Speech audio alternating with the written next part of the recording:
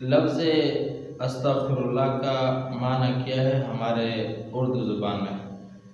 تو استغفراللہ کا معنی ہے کہ یا اللہ میں آپ سے معافی طلب کرتا ہوں اور یا اللہ میرے گناہوں کو معاف فرما۔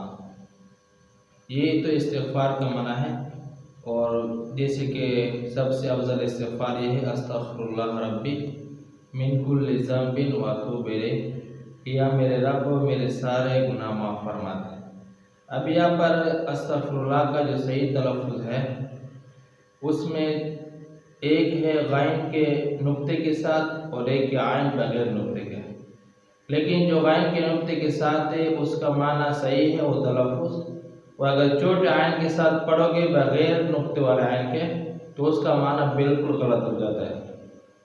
دیکھو استغفراللہ غین کے نقطے کے ساتھ اس کا معنی یہ بنتا ہے کہ یا اللہ میرے گناہوں کو معاف فرما، اور میں آپ سے اپنے گناہوں کی معافی طلب کرتا ہوں۔ اور اگر استغفراللہ پڑھو گے بغیر عین کے نقطے کے تو اس کا معنی یہ ہوگا کہ یا اللہ میرے اوپر مٹی ڈال دے، یعنی یا اللہ مجھے موت دے دے، مجھے مار دے۔ تو اس اعتبار سے اپنے لیے انسان خود بددعا کر رہا ہوتا ہے۔ تو اس لیے یہ لفظ استغفراللہ اللہ سے معافی طلب کرنے کے لیے اس لفظ کا صحیح تلفظ سیکھنا بھی ضروری ہے۔ اللہ رب العزت ہمیں عمل کی توفیق نصیب